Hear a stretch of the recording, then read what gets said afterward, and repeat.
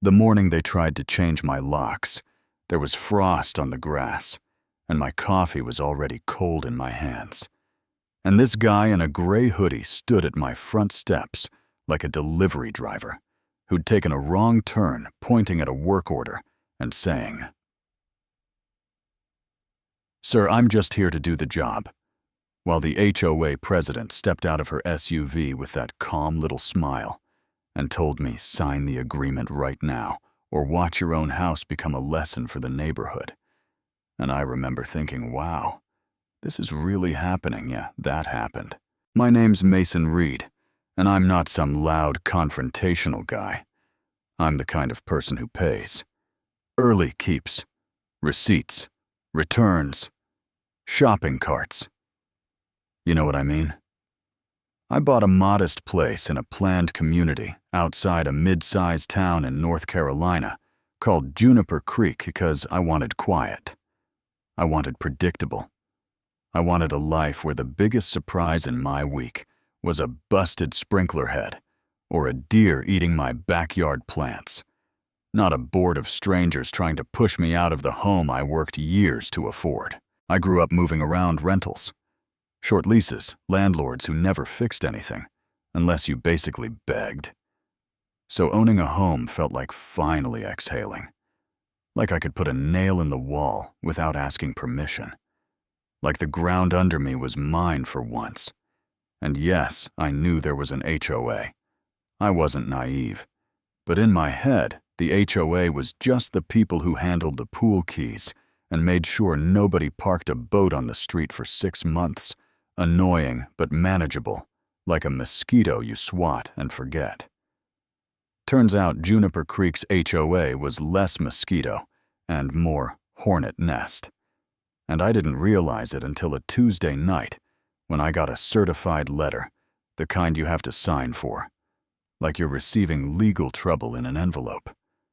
The thing was thick, stiff, expensive paper, like it was proud of itself. And I set it on my kitchen counter, next to my half-eaten dinner, and stared at it for a full minute, because something in my gut already knew when mail looks like that, it's never good. I opened it, and there it was. A special community preservation assessment for $7,000. Due in 10 days. 10 days, like I'd missed some secret deadline. I didn't know existed, and the letter said it was for security enhancements and recreational path upgrades, and if I didn't pay, they could place a lien on my home and pursue all remedies available under the governing documents, which is one of those phrases that sounds normal until you're the person it's aimed at.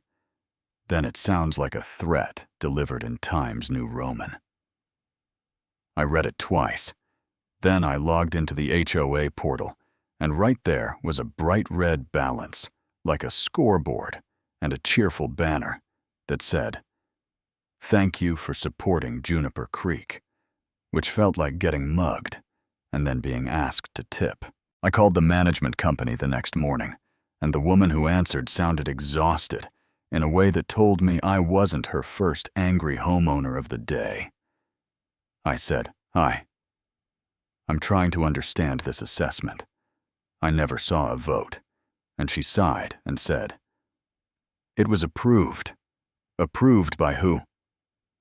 I asked, and she said, "The board. I asked for the meeting minutes and the vendor contract and the budget breakdown."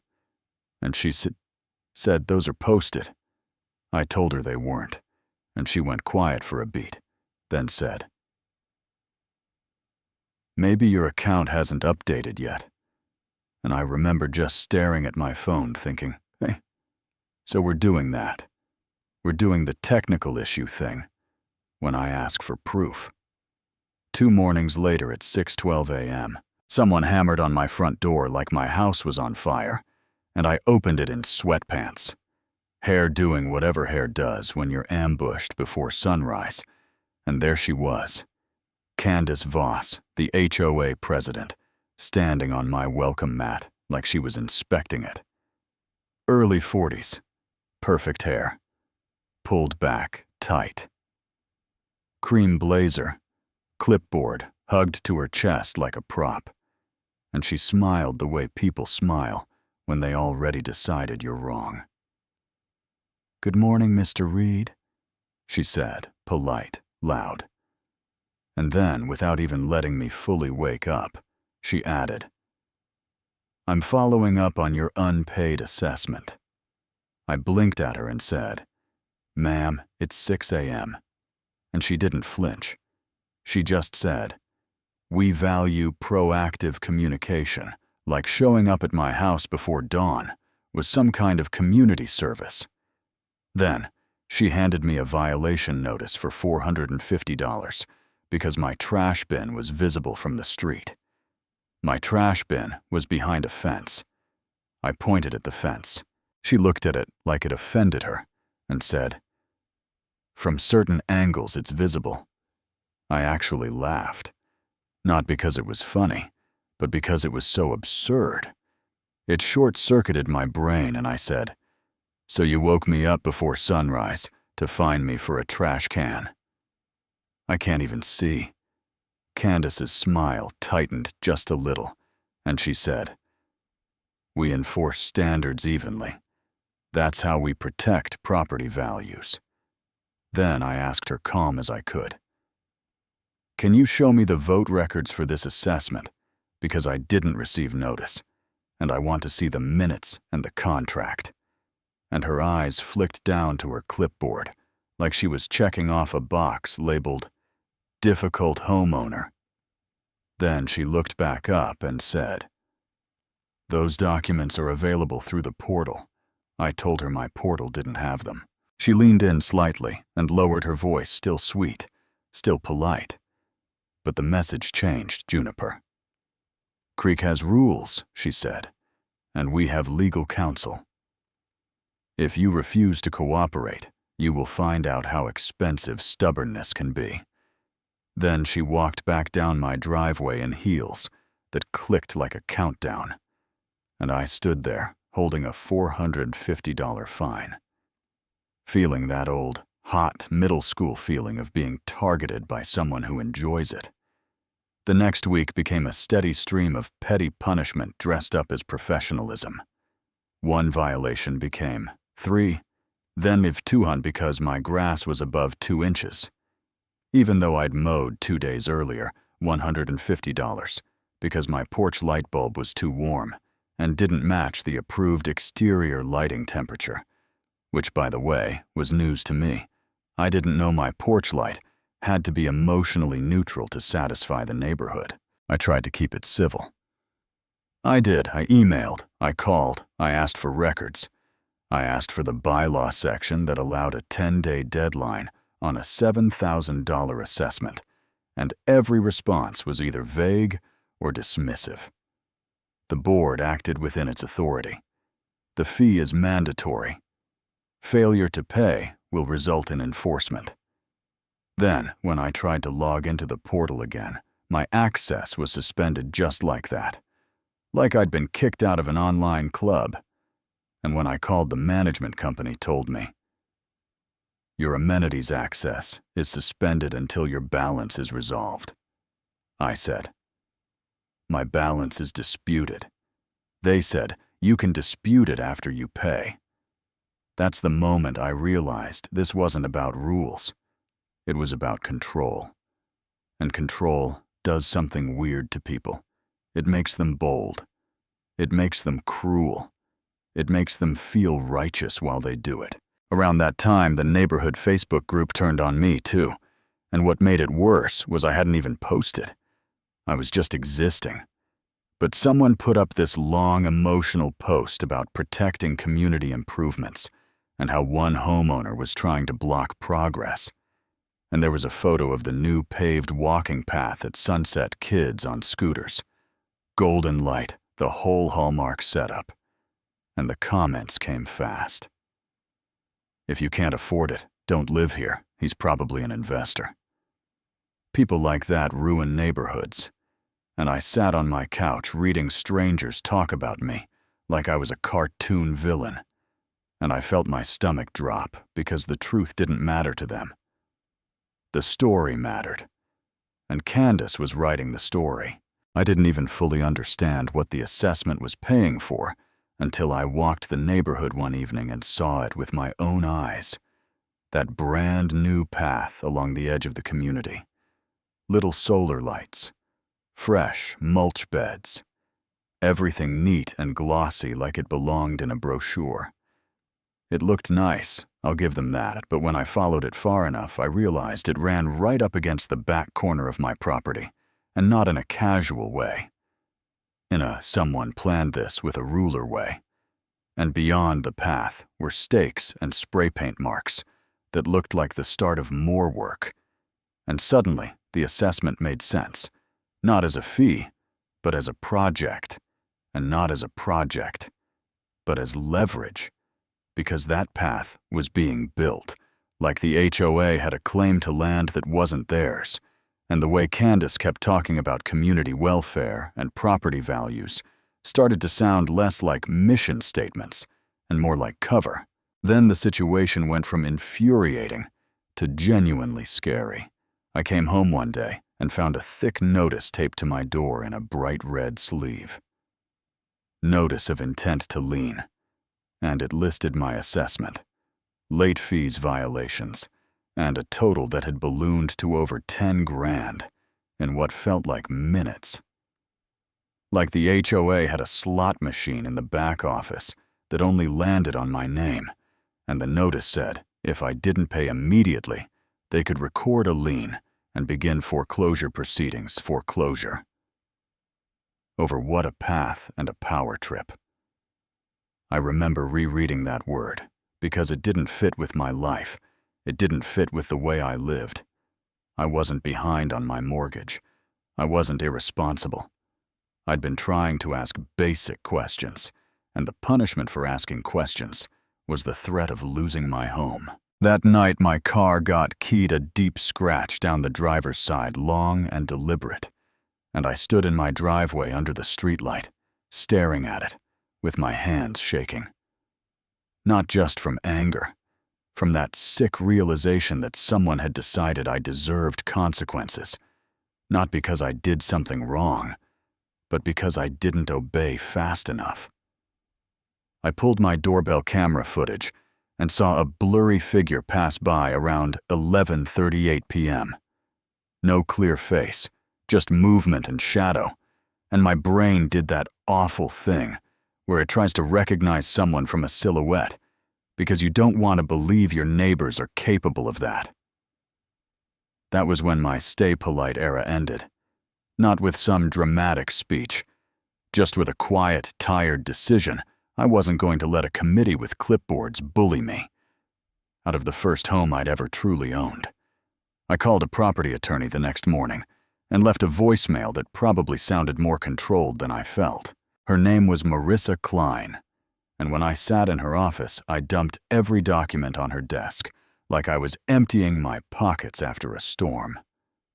Certified letter notices, screenshots, emails, violation tickets, photos of the path, photos of my keyed car, my deed, my survey, everything. And I told her I feel like I'm being bullied by a book club with bank access. She actually smiled at that.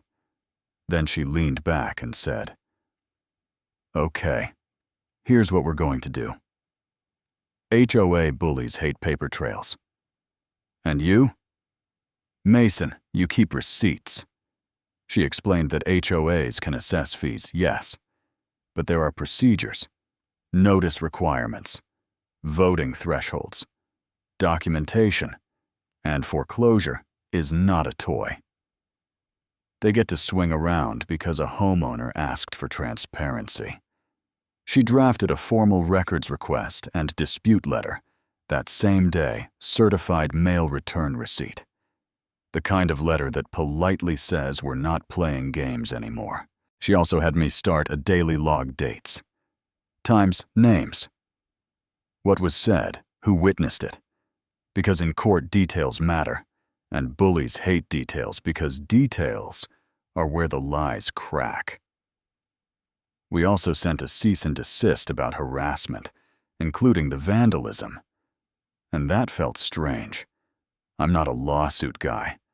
I'm a fix the leaky faucet guy. But every time I thought about Candace showing up before sunrise to find me for a trash can. From certain angles, I felt that heat behind my eyes again, and I knew I couldn't back down. Candace didn't back down either. Of course she didn't.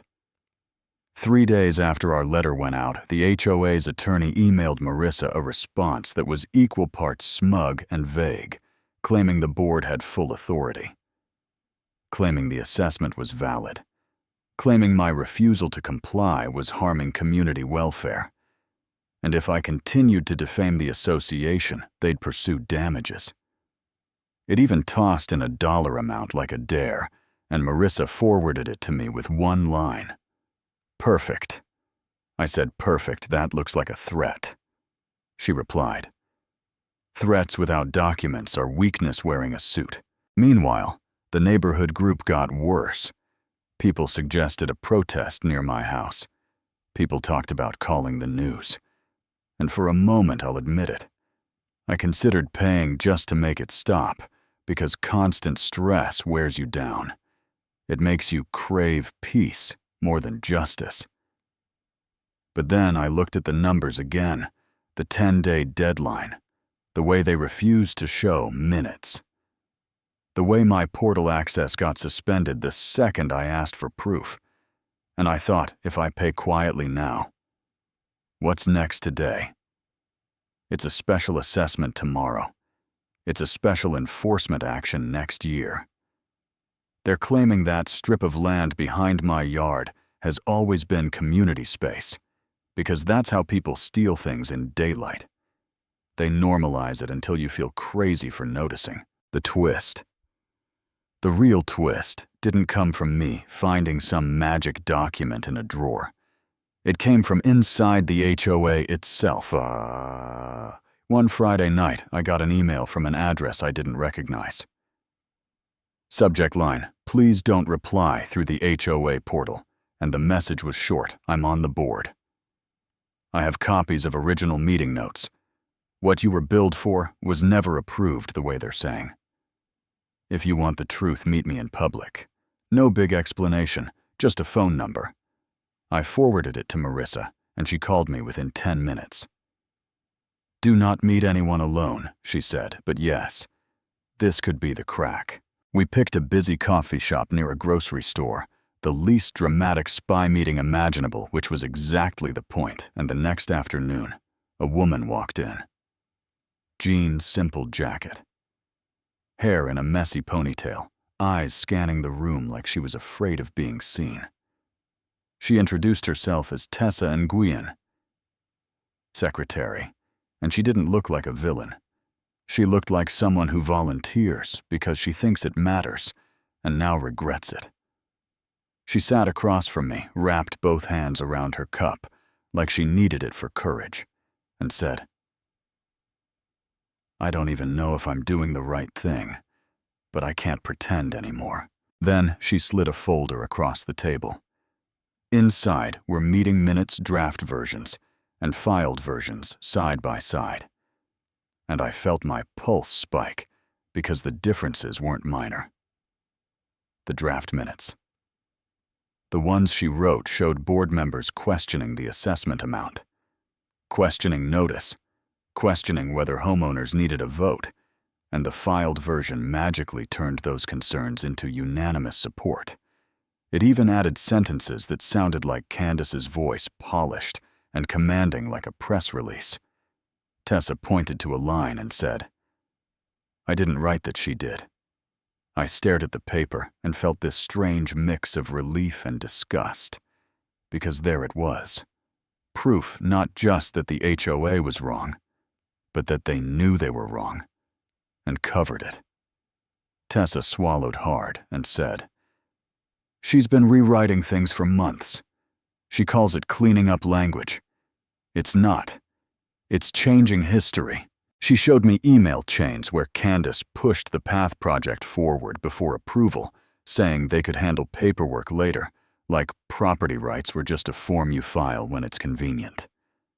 I left that coffee shop feeling like the ground under me had shifted, not because I was scared, but because I finally had something solid. And for the first time since this started, Candace's power didn't feel inevitable. It felt fragile. Marissa moved fast. She drafted an emergency motion for an injunction to stop any foreclosure action, and she attached Tessa's documents as exhibits with a sworn affidavit. Once those documents hit the court record, Candace couldn't shove them back into a private portal. She couldn't delete them with a password. The neighborhood group started changing tone almost immediately. People who'd been calling me selfish suddenly asked, "Wait." There was no vote. Someone posted a screenshot of the draft minutes. Another person asked why their dues were being used to hire attorneys to threaten homeowners instead of fixing the pool gate. That had been broken all summer's out spreads like smoke, and once it's in the room, you can't pretend you don't smell it. Candace reacted the only way she knew how, escalation, because bullies don't pivot to honesty. They pivot to pressure. That's how I ended up on my porch on a cold morning with a man in a gray hoodie holding a lock change work order and a tow truck idling at the curb like it belonged there, and Candace pulling up in her SUV like she was arriving at a ceremony. She walked toward me with that same calm smile, but it didn't land the same. It looked forced, like she was holding her face in place. "Mason," she said, like we were friends. "This doesn't have to get ugly." I said, "It already did when you altered official records." She narrowed her eyes just a fraction and said, "You're making accusations you don't understand. Governance." I said, "I understand lying." She held out a pen and said, "Sign the settlement, agree to the assessment, and we stop everything today." And in that moment, standing there with my own home behind me and a tow truck at the curb, I felt this surge of anger so clean it almost made me calm, because it was so obvious what she was doing. She wasn't enforcing rules. She was trying to make me submit in front of witnesses. And then Marissa arrived, not rushing, not dramatic, just walking up like she belonged there. She handed a printed order to the deputy who'd pulled up, and she said temporary restraining order, no foreclosure action, no lock changes, no towing. The deputy read it, looked at Candace, then looked back at the paperwork like he was realizing he'd been invited into a mess that wasn't his. The man with the lock kit shifted his weight and took a step back like he suddenly remembered he had other places to be. Candace tried to talk over everyone, saying it was standard procedure, saying it was authorized, and Marissa didn't raise her voice. She didn't argue emotionally. She just placed the two versions of the meeting minutes on my porch railing and tapped the lines with her finger. Draft minutes. Tap, filed minutes. Tap, different votes. Different outcome. Different reality, and for the first time I watched Candace's smile fail, not a crack fail, because she couldn't charm her way past paper. A couple neighbors gathered at the end of my driveway, phones, out whispering, and I could see it in their faces, the confusion turning into that slow, uncomfortable understanding that maybe they'd been fed a story. That night, the HOA called an emergency community meeting at the clubhouse, and it wasn't the usual scripted performance. The room was packed, people standing along the walls, and the anger was pointed in a new direction now. Candace sat at the front table with two board members who looked like they wanted to melt into their seats. She tried to call the meeting to order, tried to do the calm leader voice. "There have been misunderstandings," she said. "Draft minutes are routinely edited for clarity." And then Tessa stood up from the middle of the room, voice shaking, but clear, and said, "It wasn't clarity. It was changing votes. I wrote the originals, she rewrote them. You could feel the air change, The room went from noisy to sharp in a second, like everyone suddenly heard the same thing at the same time. People started asking about the money, how much the path cost, why homeowners were billed with 10-day deadlines, why legal fees were being spent to threaten a resident. And Candace tried to pivot. She pointed toward me in the back and said, "This homeowner could have resolved this privately." Instead, he chose conflict, and a man in the front row snapped back, "No, you chose conflict when you tried to take his house over a fee you didn't approve." And another woman said, "You used our money to bully him." And Candace's mouth opened and closed like she couldn't find a sentence that still worked because the old lines didn't fit the new reality. Someone called for an independent audit. Someone else called for a no-confidence vote, and the vote happened fast hands-up majority. And just like that, Candace was removed as president. She stood up so abruptly, her chair scraped loud against the floor. She grabbed her bag, and she walked out with her face tight and blank, and nobody stopped her. Nobody clapped the door shut behind her with a heavy sound that felt like the end of a storm.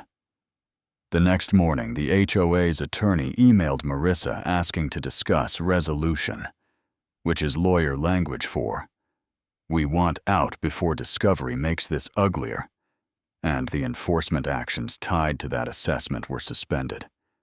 Pending audit. Portal access was restored. The lien paperwork was pulled back, and suddenly the community improvement everyone was so passionate about became a liability nobody wanted to claim. People approached me in the days after. Some apologized. Some didn't. Some acted like they'd always been on my side, which made me laugh a little, because humans are funny like that. But what I felt more than anything wasn't triumph. It was this quiet, steady relief, like my nervous system didn't know what to do without a threat sitting on my chest every morning. And here's the part that still sits weird with me. Candace didn't disappear. She didn't get hauled away in handcuffs. She didn't have some dramatic public meltdown.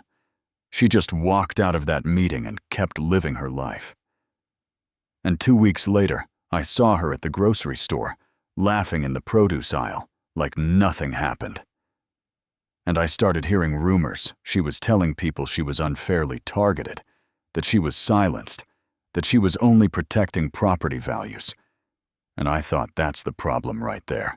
Some people will do something wrong, get caught, and still believe they were the victim because they lost control. So here's my question for you, and I'm genuinely curious if you were in my shoes. Would you have paid just to make it stop? Even if you knew it was wrong, or would you have fought? Knowing it could cost your peace, your reputation, maybe your savings, maybe your sanity. And how many times have you seen a system label someone as difficult or selfish just because they asked for proof? Because that's what happened to me. I asked for minutes and contracts, and suddenly I was the villain. And if Tessa hadn't stepped forward with those originals, I could have lost my home just because I didn't bow fast enough. Drop your take in the comments. Tell me if you think HOAs are necessary, or if you think they're just power with a logo. And if you've got your own HOA horror story, I want to hear it seriously. The wildest one, the pettiest. Fine, the scariest. Escalation, lay it out down there. And if you think Candace got what she deserved, or you think she'll just do it again somewhere else with a new clipboard and a new target, say that too. Because I promise you, the more people talk about this stuff out loud, the harder it gets for bullies to hide behind policy and pretend it's not personal.